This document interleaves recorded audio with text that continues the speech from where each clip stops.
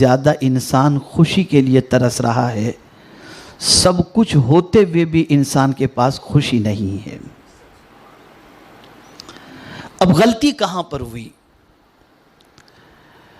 انسان نے جس چیز میں خوشی تلاش کرنا شروع کی اور جس چیز کو خوشی کے حاصل کا ذریعہ سمجھا، وہ در حقیقت انسان کی غلط سوچ تھی، غلط فکر تھی۔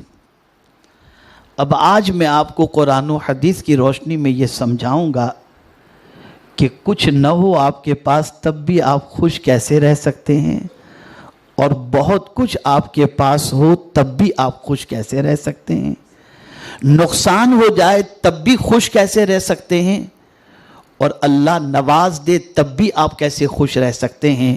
اللہ عز و جل اور اس کے پیارے حبیب صلی اللہ علیہ وسلم نے ہمیں اس کے سلسلے میں کیا قانون عطا فرمایا۔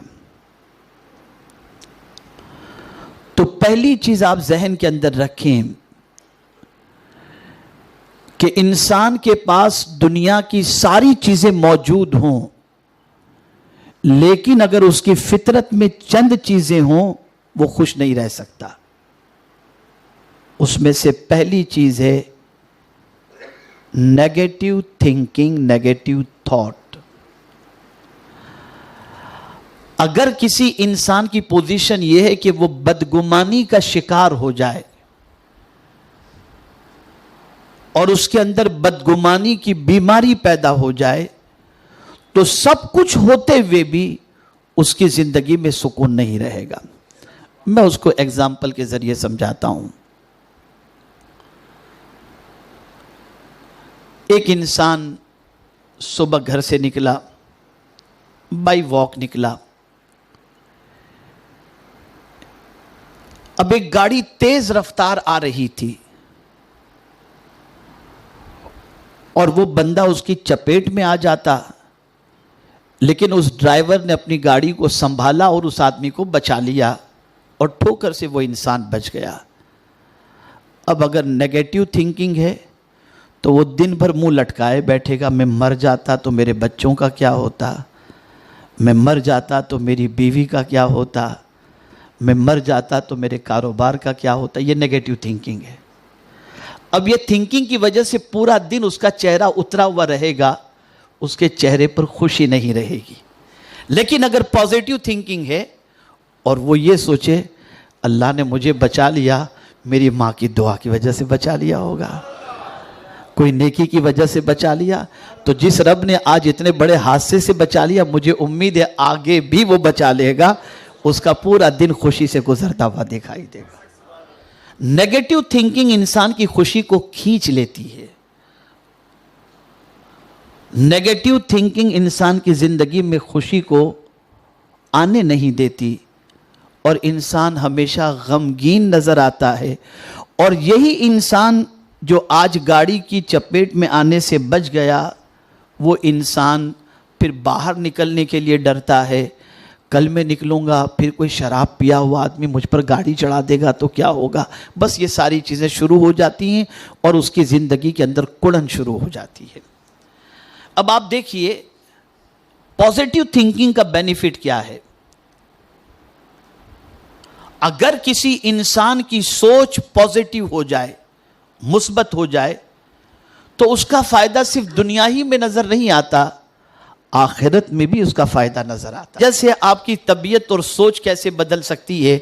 اگر آپ فیلئر بھی ہیں اور کوئی اگر آپ سے کہے کیسے بیت رہی ہے، تو آپ یہ کہیں بھئی امتحان سے گزر رہا ہوں، دعا کرو اللہ مجھے کامیابی عطا فرما دے۔ یہ ہے پازیٹیو تھنکنگ۔ اس سے نہ رب ناراض ہوگا، نہ آپ کی طبیعت کے اندر وہ رہے گا، بلکہ اس پازیٹیو تھنکنگ اور سینٹنس کی وجہ سے اللہ عز و جل کی خوشی بھی حاصل ہوگی، اور پروردگار جل جلالہ اس پازیٹیو سوچ کی بنیاد پر آپ کو خوشی سے مالا مال کر دے گا۔ آئیے دوسری چیز کی طرف چلیں، لیٹ گو کرنے کی عادت، معاف کرنے کی۔ جس کسی کے اندر معاف کرنے کی عادت ہوتی ہے وہ ٹینشن میں کم رہتا ہے، وہ خوش زیادہ رہتا ہے۔ آپ کو اگر کسی سے بدلہ لینا ہے تو رات کو نیند نہیں آئے گی، پلاننگ بنائیں گے نا آپ، کیسے اس کو گرانا ہے۔ آج کل تو راتوں رات کیا کیا ہو جاتا ہے آپ لوگوں کو سب معلوم ہے۔ تو یہ سارے پلان کب چلتے ہیں؟ جب انسان جو ہے معاف کرنے کی بجائے ریونج کا جذبہ رکھتا ہے، انتقام کا۔ لیکن اگر کسی نے معاف کرنے، چھوڑو یار میں نے معاف کر دیا، تو اس کو چین کی نیند آتی ہے، اسے سکون کی نیند آتی ہے۔ کبھی انسان یہ سوچتا ہے یار میں معاف کروں گا تو پتہ نہیں یہ میری معافی کو میری بزدلی نہ سمجھے، شیطان وسوسے پیدا کرتا ہے، یہ بزدلی نہ سمجھے کہ یار اس میں طاقت نہیں ہے، اس کے لیے دیکھو لیٹ گو کر دیا، تو نہیں۔ کبھی انسان یہ سوچتا ہے کہ میں معاف کروں گا تو معاف کرنے سے میری عزت کم ہو جائے گی، تو قربان جائیے میرے آقا صلی اللہ تعالی علیہ وسلم جو سب سے بڑے ماہر نفسیات تھے، رسول اعظم صلی اللہ علیہ وسلم ارشاد فرماتے ہیں صدقہ دینے سے مال کم نہیں ہوتا اور معاف کرنے سے عزت کم نہیں ہوتی۔ معاف کرنے والے کی عزت ہمیشہ بڑھتی چلی جاتی ہے۔ اسی لیے پیغمبر اعظم صلی اللہ تعالی علیہ وسلم سے ایک صحابی نے پوچھا حضور میں اپنے غلام کو، اپنے خادم کو دن میں کتنی غلطی کرے تو میں اسے معاف کروں؟ سرکار خاموش رہے۔ وہ پلٹ کر دوسری طرف سے آیا، سرکار میں اپنے خادم کی کتنی غلطیاں دن میں معاف کروں؟ سرکار پھر خاموش رہے۔ تیسری مرتبہ جب اس نے کویشچن کیا کہ میں اپنے خادم کی کتنی غلطیوں کو دن میں معاف کروں، تو میرے آقا صلی اللہ علیہ وسلم نے فرمایا 70 غلطیاں اگر تمہارا خادم دن میں کرے تو تم اس کی 70 غلطیوں کو معاف کر دو۔ اب ایک چھوٹی سی بات، آپ نے دیکھا ہوگا بہت سارے ایسے ایمپلائی ہوتے ہیں جو پہلے ایمپلائی ہوتے ہیں اور ہم سے کام سیکھ کر ہمارے پاس کام کر کے کبھی ان کو ہم نے کوئی سخت جملہ کہہ دیا تو وہی سخت جملہ ہمیں اس کا دشمن بنا دیتا ہے، اور پھر وہ ہمارے یہاں سے کام چھوڑ کر ہماری ہی آئٹم کی دکان، ہماری ہی دکان کے سامنے کھول کر کے بیٹھ جاتا ہے، اور پھر اس کے بعد ہم سر پکڑ کر کے بیٹھتے ہیں اور کہتے ہیں یار اس وقت میں غصہ نہیں کیا ہوتا تو آج میرا دشمن بن کر سامنے تو نہیں کھڑا ہوتا۔ رسول اعظم یہ جانتے تھے اور چاہتے تھے کہ امتی کو خوشی ملے، اس لیے سرکار نے فرمایا تمہارا خادم دن میں 70 ٹائمز مسٹیک کرے تو یہ معاف کر دینا تمہارے لیے ایزی ہوگا، اس لیے کہ معاف کرو گے تو وہ تمہارا دشمن نہیں بنے گا، معاف کرنے پر تمہارا وہ احترام کرے گا اور عزت تمہاری کرتا بنے گا۔ اور خود پریکٹیکل لائف میں حضور صلی اللہ علیہ وسلم نے ایسا ہی کیا۔ حضرت انس رضی اللہ تعالیٰ عنہ آقا کریم صلی اللہ علیہ وسلم کے خادم تھے، 10 سال حضور صلی اللہ علیہ وسلم کی خدمت میں گزارے۔ حضرت انس رضی اللہ تعالیٰ عنہ فرماتے ہیں کہ اس 10 سال کے پیریڈ کے اندر میں نے بے شمار غلطیاں کی، لیکن حضور صلی اللہ علیہ وسلم نے کبھی مجھے اف بھی نہیں فرمایا، چنانچہ حضرت انس حضور پر جان قربان کرنے کے لیے تیار ہو گئے۔ فرمائیں میرے پیارے آقا صلی اللہ تعالی علیہ وسلم کے پیارے دیوانوں، تو خوش رہنے کے لیے یہ 2 چیزیں ہوئی۔ اب تیسری چیز سماعت فرمائیں، جذبہ ایثار، سیکریفائس۔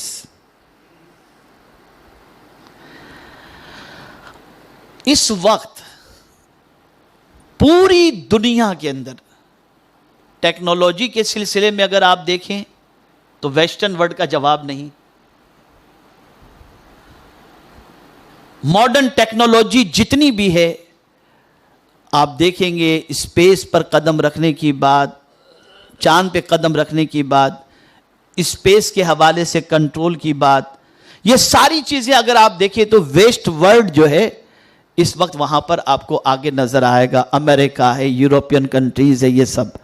لیکن یہ بات میری ذہن کے اندر محفوظ کر لیجئے کہ سب سے زیادہ سوسائڈ کرنے والے اور سب سے زیادہ ڈپریشن میں اگر دنیا میں کہیں کے لوگ آپ کو نظر آئیں گے تو یہ وہیں کے لوگ آپ کو نظر آئیں گے۔ تو سوال یہ پیدا ہوتا ہے، طاقت ان کے پاس ہے، پیسہ ان کے پاس ہے، اقتدار ان کے پاس ہے، سب کچھ ان کے پاس ہے، لیونگ اسٹینڈرڈ ان کا ہائی ہے کہ آپ اگر امریکہ اور یورپین کنٹریز میں جائیں تو قبرستان میں جانے کے بعد بھی آپ کو ٹینشن نہیں رہے گا. آپ قبرستان دیکھیں گے تو گارڈن آپ کو نظر آئے گا. میں کبھی کبھی جاتا ہوں وہاں جانے کے بعد تو قبرستان کو دیکھیں گے تو آپ کو لگے گا جیسے گارڈن کے اندر لوگ سو رہے ہیں. لیکن سب سے زیادہ ڈپریشن کے شکار وہاں پر لوگ آپ کو نظر آئیں گے. سب سے زیادہ اپسیٹ لوگ وہاں پر آپ کو نظر آئیں گے. سب سے زیادہ پریشانی میں لوگ آپ کو وہاں نظر آئیں گے. یہ بہت اچھی طرح سے یاد رکھیے گا. بہت ساری چیزیں ہم نے ویسٹ ورلڈ کی اپنائی ہیں اور یہ چیز بھی ہم اپنا رہے ہیں ان کی, جس کی وجہ سے ہم آج پریشان ہیں. وہ کیا چیز ہے؟ سیکریفائس کی بجائے سیلفش بن جانا, خود غرضی, اپنی ہی فکر, اپنا ہی فائدہ. جب یہ کسی انسان کی زندگی کے اندر داخل ہو جائے وہ بندہ خوشی سے محروم ہو جاتا ہے. سیلفش بننے کی وجہ سے انسان کو خوشی نہیں ملتی, سیکریفائس کی وجہ سے انسان کو خوشی ملتی ہے. اسے ہمیشہ کے لیے ذہن میں محفوظ کر لو. خود بھوکے رہ کر اوروں کو کھلانے میں جو مزہ ہے وہ پیٹ بھر کر کے کھانے میں مزہ نہیں ہے. میں آپ کو اگزامپل کے طور پہ بتاؤں, آپ کے دسترخوان پر قیمتی غذائیں موجود ہیں, آپ کے دسترخوان پر انواع و اقسام کی چیزیں موجود ہیں, اور یہ سب چیزیں آپ کے دسترخوان پر ہیں, اور بھوک بھی آپ کو شدید لگی ہے. ایسی بھوک لگی ہے کہ آپ کو بھوک کی وجہ سے یہ ساری چیزیں کھانے کا جذبہ ہو رہا ہے کہ میں جلدی سے اسے کھا لوں. لیکن اتنے میں دروازے پر کوئی دستک دیتا ہے اور کہتا ہے میں بھوکا ہوں, اللہ کے نام پہ مجھے کچھ دو. آپ نے سارا کھانا اٹھایا اور سب کچھ اٹھا کر کے اس بھوکے کو دے دیا. بھوکے نے لیا اور دیکھ کر کے خوشی کی اس کی انتہا نہ رہی, اور اس نے کھانا شروع کیا اور دعائیں دینا شروع کیا. اللہ آپ کو سلامت رکھے, آپ کی اولاد کو سلامت رکھے, آپ کے کاروبار میں برکت عطا فرمائے, آپ کی بیماریوں کو دور فرمائے. یہ دعائیں اس نے دینا آپ کو شروع کر دی. تو میں آپ کو یقین کے ساتھ کہتا ہوں جو کھا کر آپ کو سکون ملنے والا تھا وہ سکون آپ کو اتنا نہیں ملتا جو کھلا کر کے آپ کو سکون مل رہا ہے, جو کھلا کر آپ کو سکون مل رہا ہے. اس لیے کہ سیکریفائس کے اندر اللہ عز و جل نے سکون رکھا ہے. سیکریفائس میں یہ وجہ تھی. اب آئیے ایک واقعہ میں آپ کے سامنے قرآن کی روشنی میں بتاؤں. آقا کریم صلی اللہ علیہ وسلم صحابہ کے ساتھ تشریف فرما تھے. ایک مہمان آئے تو رسول اعظم صلی اللہ علیہ وسلم نے, صحابہ موجود تھے ان کے درمیان, فرمایا کہ یہ میرا مہمان ہے, کون ہے جو آج میرے مہمان کو اپنا مہمان بنا لے. تو ایک غریب صحابی کھڑے ہو گئے اور وہ غریب صحابی کھڑے ہو کر عرض کرتے ہیں یا رسول اللہ صلی اللہ تعالی علیہ وسلم, آج آپ کے مہمان کو میں اپنا مہمان بناتا ہوں. سرکار نے اپنا مہمان ان کے حوالے کر دیا. وہ حضور صلی اللہ علیہ وسلم کے مہمان کو لے کر اپنے گھر کی طرف جا رہے تھے اور راستے میں سوچ رہے تھے پتہ نہیں گھر میں کھانا ہوگا بھی کہ نہیں. اتنے غریب تھے, وہ اتنے غریب صحابی تھے کہ ان کو خود ڈاؤٹ تھا کہ میرے گھر میں آج چولہا جلا ہوگا کہ نہیں جلا ہوگا, لیکن بس یقین تھا چلو لے جاتا ہوں, جو بھی ہوگا حضور کے مہمان کو پیش کر دوں گا. اس نیت سے چلے. گھر کے دروازے پر دستک دی. بیوی نے پوچھا کون, اپنا نام انہوں نے بتایا اور ساتھ میں ایک مہمان کو لے کر کے آئے یہ انہوں نے بتایا. دروازہ کھولا گیا, مہمان اور وہ صحابی گھر میں داخل ہوئے. مہمان خانے میں سرکار کے مہمان کو انہوں نے بٹھایا اور خود جو ہے اپنی بیوی کے پاس پہنچے اور بیوی سے کہا کہ آج ایسا معاملہ ہوا کہ محفل میں ہم بیٹھے ہوئے تھے اور بھی کئی صحابہ تھے. حضور صلی اللہ علیہ وسلم نے فرمایا آج کون میرے مہمان کو اپنا مہمان بناتا ہے, تو میں نے یہ ذمہ داری اور یہ سعادت میں نے قبول کر لی. اب میں حضور کے مہمان کو لے کر کے آیا ہوں, ذرا یہ تو بتاؤ گھر میں کچھ کھانے کو ہے کہ نہیں. بیوی مسکرائی, بولی کہ دیکھیے ایسا ہے کہ اپنے 2 بچے ہیں اور کھانا اتنا ہے کہ میں نے ان 2 بچوں کے لیے بنایا ہے اور 2 بچوں کو ہو سکے اتنا ہی کھانا ہے. آپ کے ہمارے لیے تو کچھ کھانا گھر میں ہے ہی نہیں کہ بنا سکیں. تو بولے اب حضور کے مہمان کا کیا کریں. کہا گھبرانے کی بات نہیں ہے, بچوں کو بہلا کر سلا دیں گے اور حضور کے مہمان کو کھانا کھلا دیں گے. حضور کے مہمان کو کھانا کھلائیں گے. اب وہ صحابی کہتے ہیں اپنی بیوی سے کہ یہاں کا دستور یہ ہے کہ مہمان تنہا کھانا نہیں کھاتا, میزبان کے ساتھ بیٹھ کر کے کھانا کھاتا ہے. اگر میں بھی کھانے میں شریک ہو گیا تو سرکار کے مہمان تو بھوکے رہ جائیں گے. کہا اس کا بھی علاج میرے پاس. کہا کیا علاج ہے؟ کہا علاج یہ ہے کہ کھانا جب دسترخوان پر رکھا جائے تو میں دیے کو تیز کرنے کے لیے آ جاؤں گی, لیکن یہ تیز کرنے کی بجائے دیے کو بجھا دوں گی, اندھیرا ہو جائے گا, آپ خالی منہ ہلاتے رہنا, حضور کا مہمان پیٹ بھر کر کے کھانا کھا لے گا. اب آپ اندازہ لگائیں, اس طریقے سے انہوں نے سرکار کے مہمان کو کھانا کھلایا. صبح ہوئی, رسول اعظم صلی اللہ علیہ وسلم کی بارگاہ میں وہ صحابی پہنچے تو اللہ کو اس صحابی کی قربانی اتنی پسند آئی کہ پروردگار نے وحی الہی لے کر کے حضرت جبریل امین کو بھیج دیا اور آیت کریمہ نازل ہوئی وَيُؤْثِرُونَ عَلَىٰ أَنفُسِهِمْ وَلَوْ كَانَ بِهِمْ خَصَاصَةٌ. اللہ اکبر. اپنی ضرورت کے باوجود بھی جن لوگوں نے اپنی ذات پر دوسرے کے لیے قربانی پیش کی, قرآن کہتا ہے کہ وہ شخص کامیاب ہے. وَمَن يُوقَ شُحَّ نَفْسِهِ فَأُولَٰئِكَ هُمُ الْمُفْلِحُونَ. ان کی شان میں آیت نازل ہوئی. تو صحابہ کامیاب اس لیے تھے اور خوش تھے کہ وہ سیلفش نہیں تھے, سیکریفائس تھے. اور آج پوری دنیا میں مسلمانوں میں وہی امریکی بیماری داخل ہو گئی کہ آدمی خود غرض ہو چکا, اتنا ہو چکا کہ بہنوں کے حق سے لے کر بیٹیوں کا حق, بھائیوں کے حق سے لے کر دنیا کے انسانوں کا حق مارتا نظر آتا ہے. اور یہی اس کی خود غرضی آج انسانوں کو تباہ کر رہی ہے اور خوشیوں سے انسان کو محروم کر رہی ہے. تو یہ بات یاد رکھیں, خوشی حاصل کرنی ہے تو سیکریفائس کا جذبہ رکھو, جذبہ ایثار. یہ تیسری چیز ہے. خوش رہنے کا تیسرا طریقہ, خود غرض بننے کی بجائے, سیلفش بننے کی بجائے سیکریفائس, آپ جو ہے وہ جذبہ اپنے اندر پیدا کرو قربانی کا. اللہ عز و جل خوشیاں عطا فرمائے گا. اب چوتھی چیز, فزیکل کانٹیکس. انسانوں سے ملنا جلنا رکھو, انسانوں سے ملنا جلنا, موبائل کے ذریعے نہیں, فزیکل جسمانی طور پر. اس سے بھی انسان کو خوشی ملتی ہے. اب آپ کسی انسان سے 4 سال تک نہ ملے اور اس کے بعد اس کی دکان پہ جائیں, کیا بھائی مجھے آپ بھول گئے ہو کیا کوئی غلطی ہو گئی مجھ سے؟ ارے بھائی میں آپ کو ایک چیز بتاؤں, پہلے تو ایسا تھا کہ کسی بہانے انسان ملنے کے لیے چلا جاتا تھا. شادی ہے گھر کے اندر تو دعوت نامہ لے کر اس کے پاس پہنچ گیا کہ بھائی ہماری بچی کی شادی میں آنا ہے, بھائی کی شادی میں آنا ہے, بیٹے کی. اب تو یہ سسٹم بھی ختم ہو گیا, شادی کارڈ بھی موبائل پر آدمی بھیج دیتا ہے.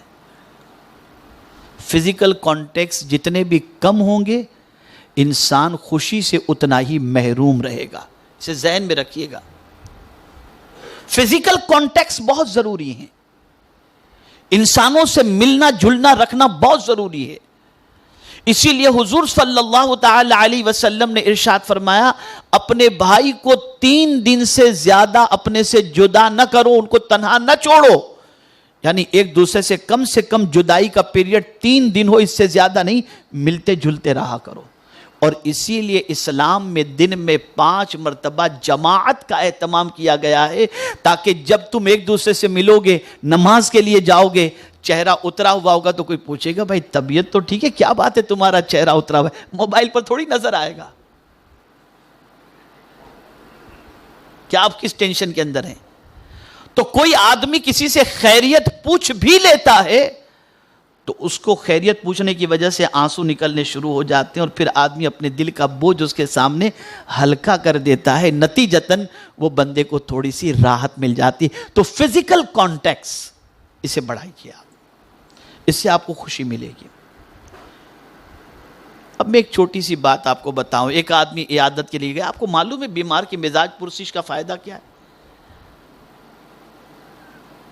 آقا کریم صلی اللہ تعالی علیہ وسلم نے ارشاد فرمایا کہ جو شخص وضو کر کے گھر سے کسی بیمار کی عیادت کے لیے نکلا، صبح 70,000 فرشتے اس کے لیے مغفرت کی دعا کرتے ہیں، اور وہ بندہ راستے کے اندر اس طرح سے گیا ہے جیسے جنت کے پھل چون رہا ہو۔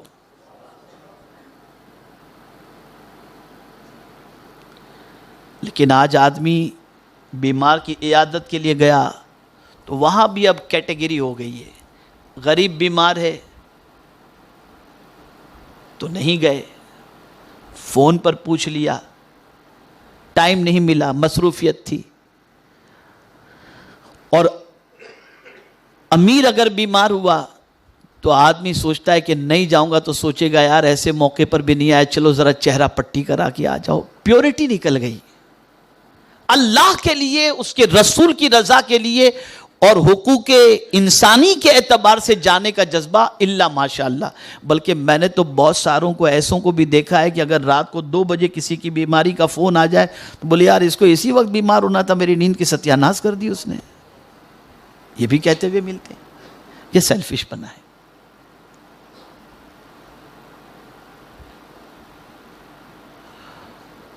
اب اگر کوئی فون پر کہہ دے کسی سے تو گھبرانا نہیں، جو بھی کام ہو مجھے بتا دینا، تو آدمی سوچے گا کیا بتاؤں جب اس کے پاس اتنا ٹائم نہیں ہے کہ آ کر کے میری طبیعت دیکھے، اب یہ فون پہ بات کر رہا ہے۔ لیکن اگر آپ اس کے پاس پہنچے تو فائدہ اس کا نہیں ہے۔ سن لیجئے گا جو بات میں کہنے جا رہا ہوں، فائدہ صرف اس کا نہیں ہے، آپ کا بھی فائدہ ہے۔ آپ کا فائدہ کیا ہے کہ حضور فرماتے ہیں کہ بیمار کی دعا اللہ رد نہیں فرماتا۔ آپ نے اس کی طبیعت پوچھی، آپ نے اس کے تکیے کے نیچے کچھ رقم رکھ دی، غریب تھا، طبیعت پوچھی اور کہا میں نے کچھ رکھ دیا، آپ فکر نہیں کرنا، یہ کام آ جائے گا آپ کو۔ خدا کی قسم آپ جائیں گے، وہ دیکھے گا پہلے اور پھر وہیں سے دعا کرے گا۔ حضور فرماتے بیمار کی دعا پر اللہ کے فرشتے آمین کہتے ہیں۔ اسی لیے سرکار صلی اللہ علیہ وسلم فرماتے ہیں کہ قیامت کے دن بندہ رب اپنے بندوں سے پوچھے گا میرے بندے میں بیمار تھا تو میری طبیعت پوچھنے نہیں آیا؟ رب فرمائے گا میرے بندے میں بھوکا تھا تو کھانا کھلانے نہیں آیا؟ بندہ عرض کرے گا مولا ساری کائنات کو تو ہی کھانا کھلاتا ہے اور ساری کائنات کو تو ہی شفا عطا فرماتا ہے۔ تو میرا رب ارشاد فرمائے گا میرے بندے فلاں بھوکے کو تو کھانا کھلاتا تو اس کے پاس تو مجھے پا لیتا، اور فلاں بیمار کی عیادت کے لیے تو جاتا تو اس بیمار کے پاس تو مجھے پا لیتا۔ تو یہ ساری چیزیں ختم ہو گئیں اور ہم نے physical context day by day ہمارے کم ہو گئے۔ اب یہ بات فزیکل کانٹیکس کا آپ کو بتا دوں تو اسے آپ ذہن میں رکھیں کہ 1000 کام آپ موبائل کے ذریعے انٹرنیٹ کے ذریعے کر لیں، لیکن فزیکل کانٹیکس مرنے کے بعد بھی ختم نہیں ہوتے۔ مر گئے تو آپ کو 4 آدمی ہی کاندھے پر اٹھا کر قبرستان لے کر کے جائیں گے، وہاں وہ فزیکل کانٹیکس ہی کام آئے گا آپ کو، وہی قبرستان آپ کو پہنچائیں گے۔ اور جب تک آپ کی قبر کے پاس وہ انسان کھڑا ہے، میت کو اس کھڑے رہنے والے سے جو ہے راحت پہنچتی ہے، فائدہ پہنچتا ہے۔ تو فزیکل کانٹیکس یہ خوشی کا ایک اہم ذریعہ ہے، اس لیے آپ آپس میں ایک دوسرے سے ملا کریں۔ کبھی بہن کے گھر چلے گئے، کبھی بھائی کے گھر چلے گئے، کبھی دوستوں کے گھر چلے گئے، ملنے کی عادت رکھیں، اور صرف موبائل ہی کے ذریعے رابطے پر پوری زندگی نہ تمام کر دیں کہ 10 سال کے بعد دیکھیں تو یار آج میں تمہاری شکل دیکھو کتنے تم بدل گئے، آدمی کتنے تم بدل گئے۔ حالانکہ روز واٹس ایپ پر لگے رہتے تھے، روز فون پہ لگے رہتے تھے، لیکن معلوم نہیں تھا کہ اتنا بدلا ہوا بندہ ہوگا۔ 10 سال کے بعد یار تمہاری داڑھی کے بال سفید ہو گئے، تم تو پہلے موٹے نہیں تھے ابھی تم موٹے ہو گئے، پہلے کتنے دبلے تھے۔ تو یہ حال تو ہمارا ہو چکا ہے۔ تو فزیکل کانٹیکس بڑھائیے کہ ان چیزوں کو آپ اختیار کریں گے تو انشاءاللہ العظیم آپ کا دن خوشیوں سے انشاءاللہ بھرا ہوا گزرے گا۔ پہلی چیز، ہمیشہ باوضو رہنے کی عادت بنائیے، یہ پہلی چیز ہے۔ آپ باوضو رہیں گے نا تو انشاءاللہ آپ کو بہت خوشی محسوس ہوگی، اپنے آپ کو لائٹ فیل کریں گے۔ تو ہمیشہ باوضو رہنے کی کوشش کریں۔ فجر کی نماز تو پڑھنی ہے انشاءاللہ، لیکن فجر کی نماز کے بعد صبح یاسین شریف کی تلاوت کی عادت بنائیں. پورا دن انشاءاللہ خوشی میں آپ کا گزرے گا. یاسین شریف صبح پڑھ کر نکلیں گے انشاءاللہ پورا دن خوشی سے گزرے گا. تیسری چیز، صدقہ دے کر کے نکلا کرو، چاہے 1 روپیہ ہی کیوں نہ ہو، لیکن روزانہ صدقہ نکالو. آپ صدقے کی وجہ سے بلائیں ٹلتی ہیں، اور بلائیں ٹلیں گی تو خوشی نصیب ہو جائے گی انشاءاللہ. تو صدقہ ضرور نکالا کرو. ایک خاص بات، انسان جو ہے نا ٹینشن میں ایک وجہ سے ہوتا ہے، اس کے پاس اگر سمجھ لیجئے کہ چھوٹی گاڑی ہے اور کسی کے پاس مرسیڈیز ہے، BMW ہے اور اس قسم کی بڑی بڑی کاریں ہیں، تو آدمی جب دیکھتا ہے اس کا گھر سمجھ لیجئے کہ 700 اسکوائر فٹ کا ہے، کسی کا 1500 اسکوائر فٹ کا ہے، تو وہ دیکھتا ہے تو آدمی تھوڑا سا اپسیٹ ہو جاتا ہے، میرے پاس یہ نہیں ہے. تو اس کی وجہ بھی یہ کہ سائیکولوجیکل انسان کو جسے دیکھنے کا رسول اعظم نے حکم دیا، اسے نہ دیکھنے کی وجہ سے، اور جس کو نہیں دیکھنے کا حکم دیا اسے دیکھنے کی وجہ سے انسان اپسیٹ ہوتا ہے. تو حضور کا یہ فرمان ہمیشہ کے لیے ذہن میں رکھو. قسم سے میں آپ کو کہتا ہوں واللہ آپ کی زندگی میں خوشی خوشی نظر آئے گی. اس سرکار کے جملے کو آپ ذہن میں رکھیں. آقا کریم صلی اللہ علیہ وسلم فرماتے ہیں دنیاوی معاملے میں، یعنی پیسے کے اعتبار سے اور کسی اعتبار سے، دنیاوی معاملے میں سرکار فرماتے ہیں اپنے سے نیچے والے کو دیکھو، اور دینی معاملے میں اپنے سے اونچے والے کو دیکھو. اس لیے کہ دنیاوی معاملے کے اندر جب تم اپنے سے نیچے والے کو دیکھو گے تو تمہیں یہ محسوس ہوگا کہ تمہارے پاس تو خود کا ہے، یہ تو بیچارہ کرائے کے مکان میں رہ رہا ہے. تو کبھی تمہاری زبان پر شکایت نہیں ہوگی، شکر کا جذبہ پیدا ہوگا. یہ حدیث شریف ہمیشہ کے لیے ذہن میں رکھو. دنیاوی معاملے کے اندر اپنے سے بہتر کو مت دیکھو، اپنے سے کمتر کو دیکھو، لیکن جہاں دینی معاملہ ہو تو اپنے سے بہتر کو دیکھو. یار میں تو بڑی مشکل سے 5 وقت کی نماز پڑھتا ہوں، یہ تو یار تہجد کا پابند ہے، اوابین کا پابند ہے، ہر 3 دن میں قرآن شریف ختم کرنے کا پابند ہے. تو جب دینی معاملے میں اس کو دیکھو گے تو اس کے جیسا بننے کا شوق پیدا انشاءاللہ ہوگا. تو دینی اعتبار سے اپنے سے بہتر کو دیکھو، دنیاوی اعتبار سے اپنے سے کمتر کو دیکھو. اسی طریقے سے ایک اور چیز، مصنوعی تقدس اور مصنوعی ہائی فائی لباس اور ہائی فائی زندگی مت گزارو. کبھی آدمی کے پاس ہوتا کچھ بھی نہیں ہے، لیکن اسٹیٹس مینٹین کرنے کے لیے آدمی قرض لے کر بینک سے، اس سے اس سے، وہ دنیا کو دکھاتا ہے کہ میرے پاس بہت کچھ ہے. تو یہ دنیا کو دکھانے کے لیے آرٹیفیشیل جو کچھ وہ کر رہا ہے، اس سے اندر سے اسے خوشی نہیں ہوگی. یاد رکھیے گا آپ، آرٹیفیشیل بناوٹی مالداری کے دکھاوے سے انسان کو اندر سے خوشی نہیں ہوگی. اندر سے خوشی اس وقت ہوگی جس حال میں وہ ہے، اس حال میں وہ رہے گا تو وہ خوش ہوگا. جیسے مثال کے طور پر سمجھ لیجئے کہ ایک آدمی بھائی ماشاءاللہ کسی کی گاڑی میں، جیسے ہم لوگ ہیں، ہم لوگوں تو گاڑیاں لینے آتی ہیں، چھوڑنے آتی ہیں. اب کوئی BMW آ گئی، اب ہم سے کوئی کہے کسی بڑے کے آ گئے حضرت کب آپ نے BMW خریدی، اب میں بولوں کہ یار اس نے یہ سوچا ہے نا، ہاں میں نے کل خریدی، فائدہ نہیں ہوگا. ہم کہیں بھائی ہمارے پاس تو بائک بھی نہیں ہے، ہم تو الحمدللہ جو آتا ہے لے جاتے ہیں، اس کے ساتھ چلے جاتے ہیں. تو اندر سے ہمیں خوشی ہوگی، اندر سے خوشی، جو تھے ہم نے بتا دیا، جو تھے ہم نے بتا دیا.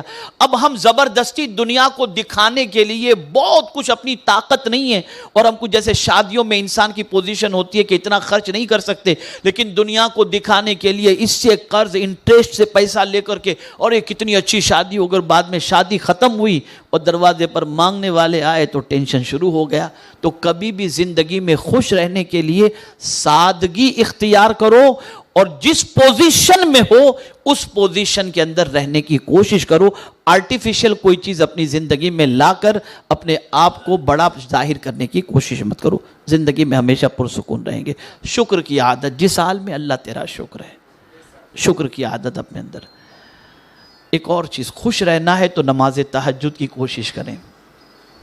یہ روحانی اعتبار سے نماز تہجد کی بڑی برکتیں ہیں، تو خوش رہنے کے لیے نماز تہجد کی، اسی کے ساتھ نماز باجماعت کا اہتمام، اسی کے ساتھ تلاوت قرآن مقدس کی کثرت اور ترجمہ اس کا پڑھنے کی کوشش کریں، اور اسی کے ساتھ نیک لوگوں کی صحبت، یہ سب سے اہم ہے۔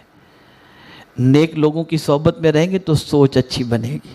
اب یہاں مجھے یاد آ رہا ہے ایک واقعہ، حضرت عبداللہ ابن عباس رضی اللہ تعالی عنہما سرکار صلی اللہ تعالی علیہ وسلم کی خدمت میں لگے رہتے تھے، مصلی بچھا دینا، وضو کے لیے پانی رکھنا، یہ ان کی عادت تھی۔ اب چونکہ حضور صلی اللہ علیہ وسلم کی صحبت ملی تھی، تو بڑی صحبت ہوتی ہے تو سوچ بڑی بن جاتی ہے۔ تو ہوا یوں کہ ایک دن حضور صلی اللہ علیہ وسلم کی رحمت جوش میں تھی، سرکار نے حضرت عبداللہ ابن عباس کی خدمت سے خوش ہو کر ارشاد فرمایا، عبداللہ مانگو کیا چاہیے؟ تو قربان جائیے، حضرت عبداللہ نے حضور کی صحبت پائی تھی نا، تو عرض کرتے ہیں حضور دعا کریں اللہ مجھے قرآن کا فہم عطا فرما دے، قرآن سمجھنے کی طاقت اور توفیق عطا فرما دے۔ سرکار نے دعا فرما دی، آج 1450 سال گزر گئے، سید المفسرین کی حیثیت سے کوئی اور نہیں ہے، حضرت عبداللہ ابن عباس ہیں۔ اور صحابہ میں قرآن کی آیت کے سلسلے میں جب سرکار صلی اللہ علیہ وسلم کے صحابہ ایک دوسرے کی رائے معلوم کرتے کہ اس آیت کے بارے میں اس کا مفہوم تم کیا سمجھ رہے ہو، تو جب دو صحابہ کی رائے پیش کی جاتی تو سب سے زیادہ پرائیورٹی حضرت عبداللہ ابن عباس کی رائے کو دی جاتی تھی، اس لیے کہ بڑے کی صحبت انسان کو بڑا بنا دیتی ہے اور بڑی سوچ عطا کرتی ہے۔ آج معاف کیجئے گا، مسلمانوں کی سوچ بڑی گھٹیا ہو گئی ہے، بڑی معذرت، اللہ ماشاءاللہ، میں سب کی بات نہیں کر رہا ہوں، سب کی بات نہیں کر رہا ہوں، میں کیا بتاؤں، بیٹھو کسی کے ساتھ تو آپ کو پتہ چلے گا کہ اس کی سوچ کا گراف کتنا گھٹیا ہے۔ وجہ کیا ہے؟ ہم ایسوں کی صحبت میں نہیں بیٹھتے جن کی صحبت میں بیٹھنے کے بعد ہماری سوچ بڑی بنے، تو اچھوں کی صحبت اختیار کریں۔ آخری بات، درود شریف اور استغفار کی کثرت، اسے اٹھتے بیٹھتے چلتے پھرتے درود شریف بھی پڑھا کریں، اور اللہ عز و جل کی بارگاہ میں مغفرت کی بھیک بھی مانگا کریں۔ انشاءاللہ